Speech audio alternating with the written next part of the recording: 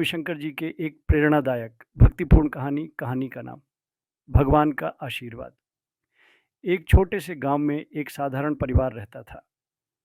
इस परिवार के मुखिया रामू बहुत मेहनती और ईमानदार व्यक्ति थे।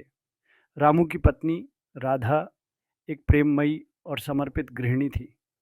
उनका एक छोटा सा बेटा भी था जिसका नाम मोहन था। ये परिवार हालांकि गरीब था, लेकिन उनकी ज़िंदगी में खुशियाँ थीं, क्योंकि उनके दिलों में भगवान के प्रति गहरी श्रद्धा और विश्वास था। रामू और राधा हमेशा भगवान के प्रति अपने भक्ति में लीन रहते थे। वे हर सुबह और शाम को अपने घर में पूजा करते थे और भगवान से अपनी छोटी-छोटी खुशियों और समृद्धि के लिए आशीर्वाद मांगते थे। उनके जीवन में एक विशेष बात यह थी कि वे हमेशा दूसरों की मदद करने के लिए तैयार रहते थे, चाहे उनके पास कितनी भी संपत्ति हो या ना हो। मोहन, जो अभी स्कूल में था, भगवान के प्रति अपनी माँ और पिता की आस्था को देखकर बहुत प्रभावित था। वह हमेशा अपने माता-पिता से भगवान की कथाएँ सुनता था और उनका अनुसरण करने की कोशिश करता था। लेकिन जैसे-जैसे वह बड़ा होता गया, उसकी जीवन शैली में बदलाव आने लगा। स्कूल के दोस्त, किताबें और अन्य बाहरी प्रभाव उसके जीवन में कुछ नए विचार लाने लगे थे। वह अब उतना भगवान में विश्वास नहीं करता था, जितना पहले करता था। उसका मन भटकने लगा और वह अपनी माँ, बाप की धार्मिक बातों को बेमतलब समझने लगा। एक दिन मोहन अपने माता-पिता से कहने लगा, माँ, पापा, भगवान का आशीर्वाद सिर्फ बातों से नहीं मिलता। भगवान हमें सिर्फ भक्ति से नहीं मिलता, हमें कड़ी मेहनत और शिक्षा की भी आवश्यकता होती है। आप लोग हर वक्त पूजा पाठ में लगे रहते हैं, लेकिन क्या इससे हमारे घर की आर्थिक स्थिति सुधर रही है? रामू और राधा को अपने बेटे की बातें सुनकर बहुत दुख हुआ, लेकिन वे जानते थे कि यह सिर्फ एक युवावस्था की जिज्ञासा है।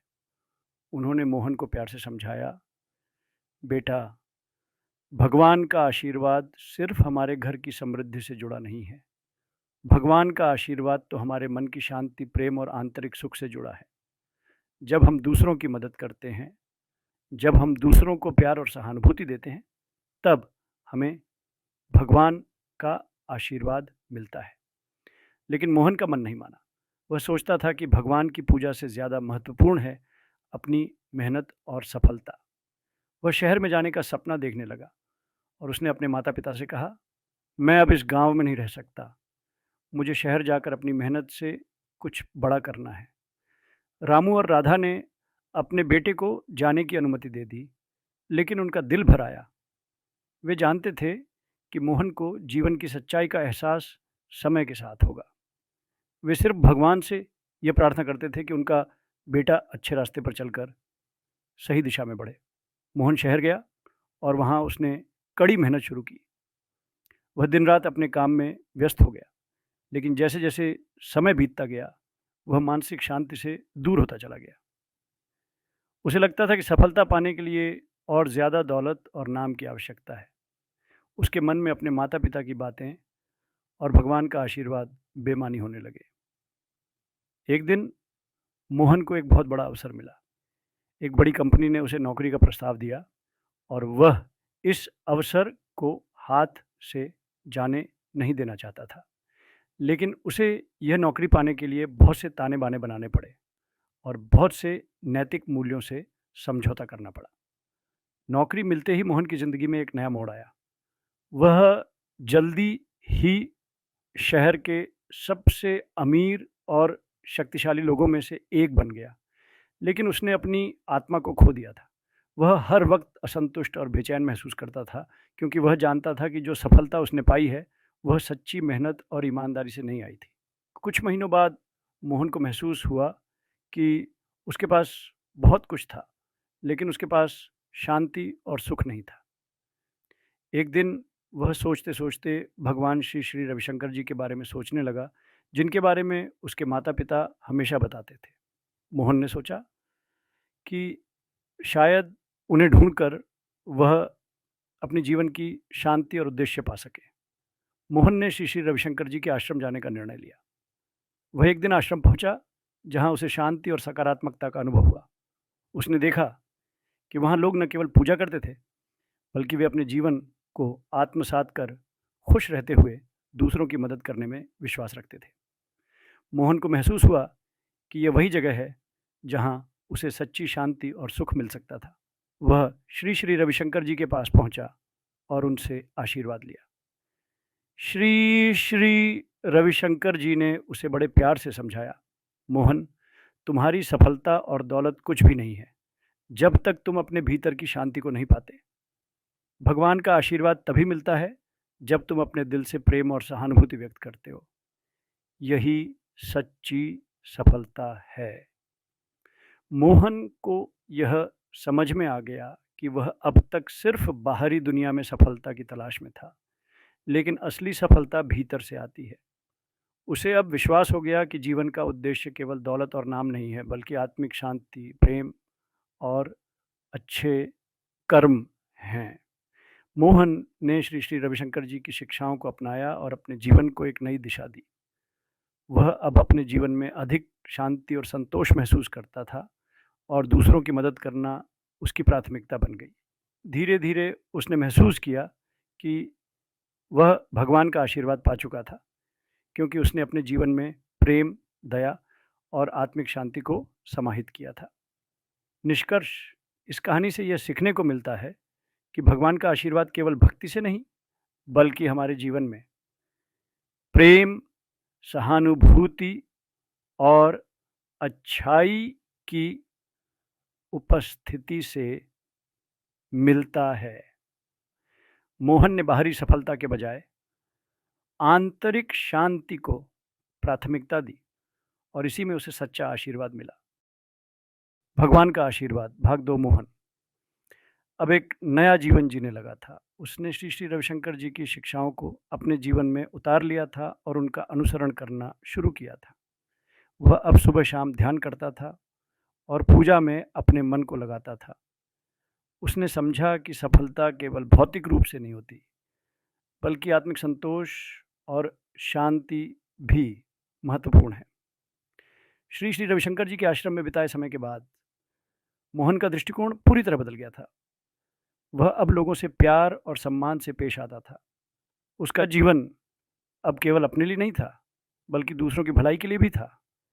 वह शहर में किसी भी ज़रूरतमंद को सहायता देने के लिए तैयार रहता था। अब उसकी प्राथमिकता सिर्फ पैसा और प्रसिद्धि नहीं थी, बल्कि यह थी कि कैसे वह अपने जीवन में सच्चे उद्देश्य को पा सके और दूसरों की मदद कर सके। कुछ समय बाद मोहन ने यह महसूस किया कि भौतिक वस्तुएं चाहे जितनी भी क्यों ना हो, वे अंततः समय के साथ फीकी पड़ जाती हैं। असली खुशी और संतोष तो उन कार्यों में है जो हम दूसरों के लिए करते हैं। मोहन ने अपना खुद का एक संगठन शुरू किया जो गरीबों और ज़रूरतमंदों के लिए काम करता था। उसने शिक्षा, स्वास्थ्य सेवाएं और अन्य सहायता प्रदान करने के लिए कई प्रोग्राम्स चलाए। वह जब भी समय निकालता श्री श्री रविशंकर जी के मार्गदर्शन में ध्यान और साधना करता। उसकी आंखों में एक अलग सा नूर था, क्योंकि अब वह जानता था कि असली सफलता वही है जब आप अपने आत्मिक और मानसिक विकास पर ध्यान केंद्रित करते हैं। भगवान का आशीर्वाद केवल उन चीज़ों में नहीं होता जो हम बाहरी रूप से पाते हैं, बल्कि वह तब होता है जब हम अपने भीतर की शांति को महसूस करते हैं और उसे दूसरों के साथ साझा करते हैं। मोहन के जीवन में बदलाव आ चुका था। पहले वह जिस सफलता की दौड़ में लगा था, अब वह केवल शांति और सच्चे प्रेम की ओर बढ़ रहा था। उसकी आत्मा अब शांति से भर गई थी और उसका जीवन खुशियों से परिपूर्ण हो गया था। निष्कर्ष, इस कहानी से यह सीखने को मिलता है कि भगवान का आशीर्वाद तब मिलता है जब हम न केवल भक्ति, बल्कि सही आंतरिक दृष्टिकोण से जीवन जीते हैं। मोहन ने बाहरी दुनिया की दौलत और नाम को छोड़कर आंतरिक शांति और दूसरों की सेवा को अपनाया और वही सच्चा आशीर्वाद पाया। जीवन का असली उद्देश्य केवल भौतिक सफलता नहीं है, बल्कि आत्मिक शांति, प्रेम और अच्छे कर्म है। भगवान का आशीर्वाद भाग 3।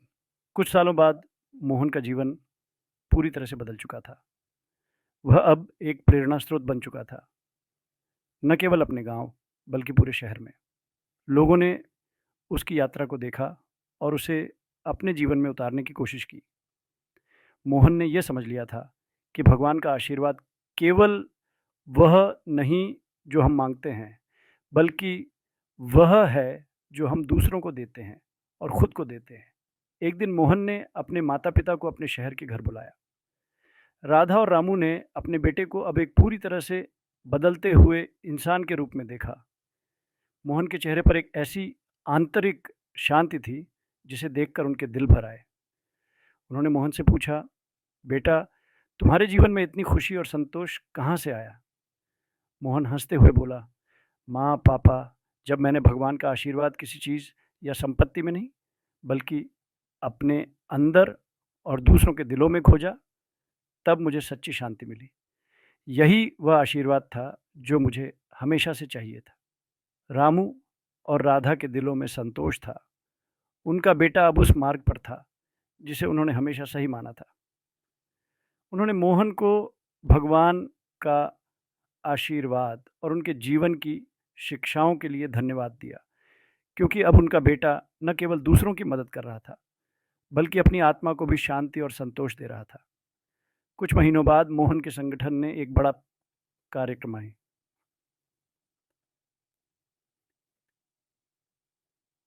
किया, जिसमें हजारों लोग शामिल हुए। श्री श्री रविशंकर जी भी कार्यक्रम में आने वाले थे।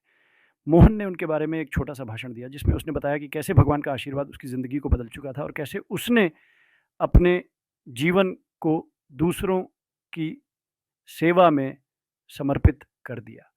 जब श्री श्री रविशंकर जी कार्यक्रम में पहुंचे तो उन्होंने मोहन से मुलाकात की और उसकी यात्रा की सराहना की। उन्होंने कहा, मोहन, तुमने सच्चे आशीर्वाद को समझा है। जब आप अपने जीवन को दूसरों के भले के लिए समर्पित करते हैं, तब वही असली आशीर्वाद है। तुमने दिखा दिया कि भगवान का आशीर्वाद केवल बाहरी संपत्ति में नहीं, बल्कि आंतरिक शांति और प्रेम में छिपा है। मोहन को इस आशीर्वाद से और भी अधिक प्रेरणा मिली। वह जानता था कि उसका जीवन अब केवल अपनी भौतिक ज़रूरतों को पूरा करने के लिए नहीं, बल्कि लोगों की मदद करने, उन्हें जागरूक करने और आंतरिक शांति की ओर मार्गदर्शन करने के लिए था। निष्कर्ष, इस कहानी से ये सीखने को मिलता है कि भगवान का आशीर्वाद किसी भौतिक संपत्ति या सफलता में नहीं होता, बल्कि यह आंतरिक शांति, प्रेम, सहानुभूति और सेवा में छिपा है। मोहन ने समझा कि असली आशीर्वाद वही है जब हम अपनी आत्मिक यात्रा को समझते हैं और उसे अपने जीवन में लागू करते हैं। यही सच्ची सफलता है। भगवान का आशीर्वाद, भाग 4। मोहन का जीवन अब पूरी तरह से बदल चुका था। वह न केवल एक सफल व्यक्ति था, बल्कि एक सच्चे, संतुष्ट और समर्पित इंसान बन चुका था। उसका जीवन अब दूसरों की सेवा और भलाई में था। वह समझ चुका था कि असली संपत्ति सिर्फ वही नहीं होती जो हमारे पास होती है, बल्कि वह होती है जो हम दूसरों के जीवन में डालते हैं। उसके द्वारा चलाए गए कार्यक्रमों और पहलुओं ने न केवल उसके परिवार, बल्कि पूरे समाज को बदलने की दिशा दी थी।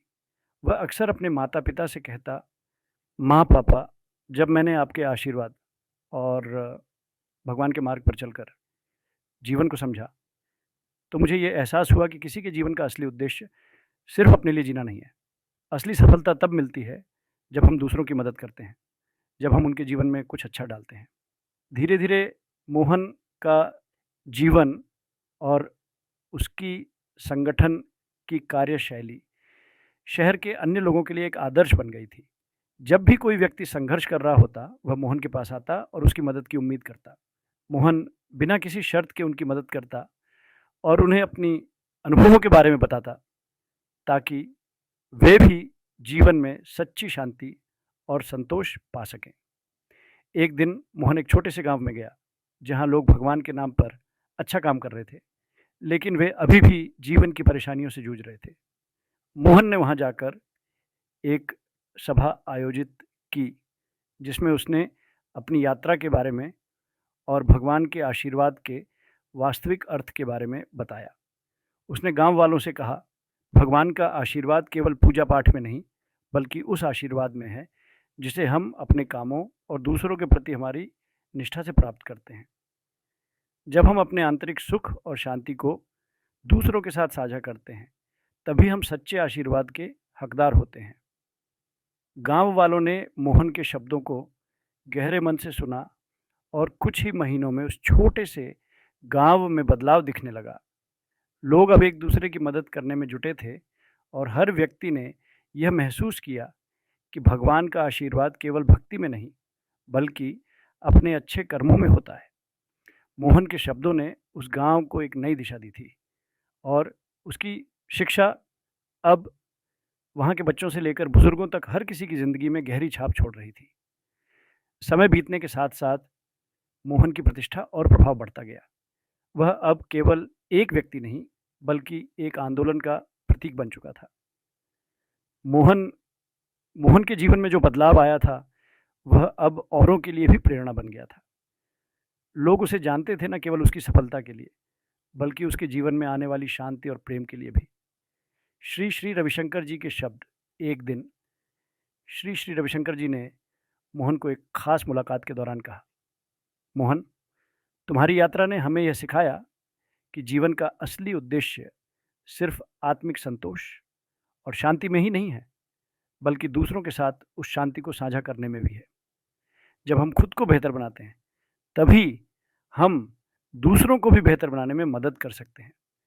तुमने अपने जीवन के साथ ये संदेश दिया है कि हर एक व्यक्ति के भीतर सच्ची शक्ति है और जब हम उस शक्ति का सही उपयोग करते हैं, तब असली आशीर्वाद प्राप्त होता है। निष्कर्ष इस कहानी से यह सीखने को मिलता है कि भगवान का आशीर्वाद न केवल पूजा पाठ में है, बल्कि ये हमारे जीवन के हर पहलू में है जब हम दूसरों के लिए अच्छा करते हैं। मोहन ने यह साबित कर दिया कि असली आशीर्वाद तभी मिलता है जब हम अपनी निष्ठा, सेवा और आंतरिक शांति से खुद को और दूसरों को बेहतर बनाते हैं। असली सफलता वह नहीं है जो हम भौतिक रूप से प्राप्त करते हैं, बल्कि वह है जो हम दूसरों के जीवन में सुंदरता, प्रेम और शांति जोड़कर प्राप्त करते हैं। भगवान का आशीर्वाद उसी में है। आपका जीवन सुखद और ज्ञानमय हो। हमारे साथ जुड़े रहने के लिए धन्यवाद। अगर आपको हमारी कहानियां और ज्ञान की बातें पसंद आईं, तो कृपया हमारे चैनल गुरुर प्रणाम मोटिवेशन को सब्सक्राइब करें और नई अपडेट्स के लिए बेल आइकन पर क्लिक करना न भूलें। हमें आपके साथ साझा करते रहना है श्री श्री रविशंकर जी की अद्भुत शिक्षाएं और कहानियां। धन्यवाद और शुभकामनाएं।